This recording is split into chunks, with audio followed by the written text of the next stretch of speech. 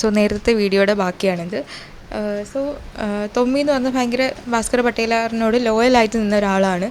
ഈ ഭാസ്കർ പട്ടേലാർ ഇത്ര ക്രൂവലാണെങ്കിലും ഒപ്രസീവ് ആണെങ്കിൽ പോലും. സോ അദ്ദേഹത്തിന് ഒരു പവർഫുൾ ആൻഡ് വയലൻ്റ് ആയിട്ടുള്ളൊരു മാൻ ആയിട്ടാണ് കൺസിഡർ ചെയ്യുന്നത്. അതുപോലെ വില്ലേജേഴ്സ് എല്ലാം അയാളെ റെസ്പെക്റ്റ് ചെയ്യുന്നുണ്ട്, ആരും അയാളെ ഒപ്പോസ് ചെയ്യത്തില്ല. തൊമ്മി എന്ന് പറയുന്നത് അയാളുടെ സെർവൻ്റാണ്, ഭയങ്കര ലോയലായിട്ടുള്ള സെർവൻ്റ്, നേരത്തെ പറഞ്ഞില്ലേ.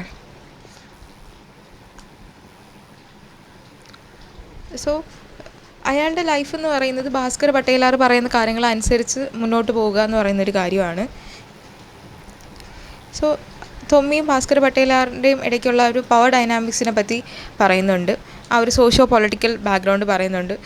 ക്ലാസ്സും കാസ്റ്റുമാണ് അവിടെ ഏറ്റവും ഇമ്പോർട്ടൻ്റ് ആയിട്ട് വരുന്നത്. സോ ഭാസ്കർ പട്ടേലാർ ഒരു ഹൈ കാസ്റ്റും അതുപോലെ തൊമ്മി എന്ന് പറഞ്ഞൊരു ലോ കാസ്റ്റ്, അല്ലെങ്കിൽ ക്ലാസിൻ്റെ ബേസിസിലും അങ്ങനെ തന്നെയാണ് വരുന്നത്.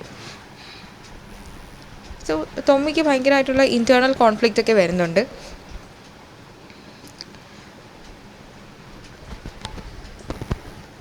സോ തൊമ്മിയെ ഭാസ്കർ പട്ടേലാർ ട്രീറ്റ് ചെയ്യുന്നത് ഭയങ്കര ഹാർഷായിട്ടും ബ്രൂട്ടലായിട്ടുമാണ്. സോ ഇവരുടെ ഇടയിൽ ഈ ഒരു കൈൻഡ് ഓഫ് നല്ലൊരു മീൻസ് എന്തുവാ ലാൻഡ് ലോഡ് ആ ഒരു വർക്കർ റിലേഷൻഷിപ്പ് ഉണ്ടെങ്കിൽ പോലും മാക്സിമം തൊമ്മി എക്സ്പ്ലോയിറ്റ് ചെയ്യാനാണ് ഭാസ്കർ പട്ടേലാർ ശ്രമിക്കുന്നത്. സോ ഭാസ്കർ പട്ടേലാർ എന്ന് പറയുമ്പോൾ ഒരു കൈൻഡ് ഓഫ് ടിറൻറ്റിനെ പോലെ തന്നെയാണ്. സോ ജസ്റ്റ് ഒരു സെർവൻ്റ് മാത്രമല്ല തൊമ്മി എന്ന് പറയുന്നത്. ഈ ഭാസ്കർ പട്ടേലാറിൻ്റെ ഫൈനലി എല്ലാമായിട്ട് മാറുന്ന ഒരാളാണ് ഈ തൊമ്മി എന്ന് പറയുന്നത്. സോ ഈ ഒരു നോവലിൽ വരുമ്പോഴത്തേക്ക് വിമൻ്റെ കേസ് ഭയങ്കര വിമനെ മാർജിനലൈസ്ഡ് ആയിട്ടാണ് കണക്കാക്കുന്നത്. കാരണം ഭാസ്കർ പട്ടേലാർ ഞാൻ പറഞ്ഞില്ലേ എല്ലാ വിമനെയും ഇങ്ങനെ റേപ്പ് ചെയ്യുന്ന ഒരു കൈൻഡ് ഓഫ് ആളാണ്. സോ വിമണിന് അവിടെ ഒരു കൈൻഡ് ഓഫ് അതോറിറ്റി ഒന്നും തന്നെ ഇല്ല. ഈ ഓമനയുടെ കേസിലാണെങ്കിലും ഓമനയെ റേപ്പ് ചെയ്യുമ്പോഴും ഓമനയ്ക്ക് ഒന്നും തന്നെ പറയാൻ പറ്റത്തില്ല, അതിനെ തടയാനും പറ്റാത്ത ഒരു കണ്ടീഷനാണ്. സോ ഏതൊരു വിമൻ്റെ കേസും അവിടെ അങ്ങനെ തന്നെയാണ്. ആ ഒരു പാട്രിയാർക്കൽ സിസ്റ്റവും കൂടെ ഡീറ്റെയിൽ ആയിട്ട് കാണിക്കുന്നുണ്ട്. അതുപോലെ നമ്മുടെ ഭാസ്കർ പട്ടേലാറിൻ്റെ വൈഫ് എന്ന് പറയുന്നത് ആ ഒരു ഡൊമസ്റ്റിക് ഓപ്പറേഷൻ്റെ സിമ്പിളായിട്ടാണ് കാണിക്കുന്നത്.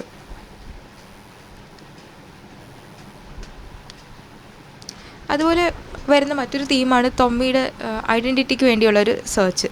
സോ സ്വന്തം ആ ഒരു സെൽഫ് വർത്തിനെയും ഓട്ടോണമിയും തന്നെ നമ്മുടെ തൊമ്മി ക്വസ്റ്റ്യൻ ചെയ്യുന്നുണ്ട്, ഇവന്തോ അദ്ദേഹം ഒരു ലോയലായിട്ടുള്ള ഒരാളാണെങ്കിൽ പോലും.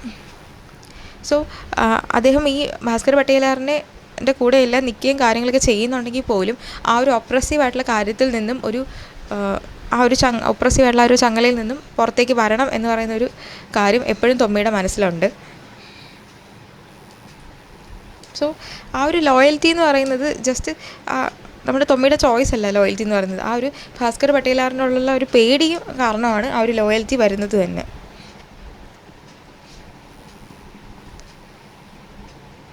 അതുപോലെ അദ്ദേഹത്തിൻ്റെയും അതിലൊരു ഭാസ്കർ പട്ടേലാറിൻ്റെ ആ ഒരു റിലേഷൻഷിപ്പ് എന്ന് പറയുന്നത് ഒരു സെൽഫ് റിയലൈസേഷനിലേക്കുള്ളൊരു ജേണിയാണ് എന്ന് പറയുന്നുണ്ട്.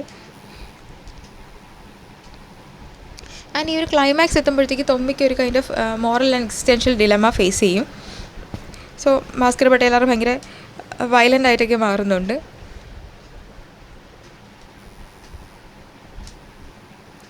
സോ ആ ഒരു തൊമ്മിയുടെ ആ ഒരു ജീവിതം എന്ന് പറയുന്നതും ആ ഒരു കൈൻഡ് ഓഫ് റെസിസ്റ്റൻസിൻ്റെ ആ ഒരു കാര്യം അതിൽ പറയുന്നുണ്ട്. സോ അദ്ദേഹത്തിൻ്റെ തോട്ട്സിൽ മാത്രമല്ല ആ ഒരു റെസിസ്റ്റൻസ് കാണാൻ പറ്റുന്നത്, ആ ഒരു കൈൻഡ് ഓഫ് സെൽഫ് വർത്തിൽ നിന്ന് നമുക്കത് അറിയാൻ പറ്റും. ആ ഫ്യൂഡൽ സൊസൈറ്റിയിലുള്ള ഹ്യൂമൻ ബീങ്സിൻ്റെ ആ ഒരു കണ്ടീഷനാണ് ഭാസ്കർ പട്ടേലാർ ആൻഡ് മൈ ലൈഫ് എന്ന് പറയുന്ന ഒരു നോവലയിൽ പറഞ്ഞിട്ടുള്ളത്. നേരത്തെ പറഞ്ഞ പോലെ പവർ, ഐഡൻറ്റിറ്റി, ഒപ്രഷൻ, ഇങ്ങനത്തെ കാര്യങ്ങളൊക്കെ ഇതിനകത്ത് പറയുന്നുണ്ട്. അതുപോലെ ഈ ഒരു ഇൻജസ്റ്റിസ് ഫേസ് ചെയ്യുന്ന സ്ഥലത്ത് ആ ഒരു ആളിൻ്റെ ആ ഒരു സെൽഫ് ഐഡൻറ്റിറ്റി എങ്ങനെ ഡെവലപ്പ് ചെയ്യുന്നു, എങ്ങനെ ആ ഒരു സെൽഫ് ഐഡൻറ്റിറ്റി ഉണ്ടാകുന്നു എന്ന് പറയുന്ന കാര്യങ്ങൾ ഇതിൽ പറയുന്നുണ്ട്.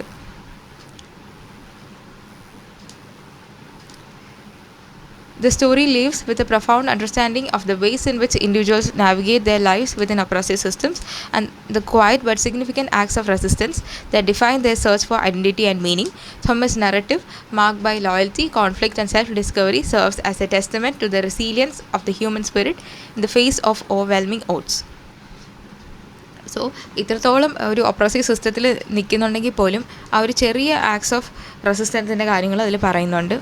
അതുപോലെ തൊമ്മിയുടെ ആ ഒരു ലോയൽറ്റി, ആ ഒരു കോൺഫ്ലിക്റ്റ്, ആ ഒരു സെൽഫ് ഡിസ്കവറി, ഇങ്ങനത്തെ കാര്യങ്ങൾ പറയുന്നുണ്ട്. സോ ഇതിൽ വരുന്ന തീംസ് നേരത്തെ ഡിസ്കസ് ചെയ്തിട്ടുള്ള കാര്യങ്ങൾ തന്നെയാണ്. Power, authority, caste and class തൊമ്മിയുടെയും അതുപോലെ ഭാസ്കര പട്ടേലാറിൻ്റെയും കേസിൽ, ലോയൽറ്റി ആൻഡ് ഐഡൻറ്റിറ്റി തൊമ്മിയുടെ കേസിൽ, അതുപോലെ വയലൻസ് ആൻഡ് ഓപ്പറേഷൻ ഭാസ്കര പട്ടേലാറിൻ്റെ കേസിലാണ്.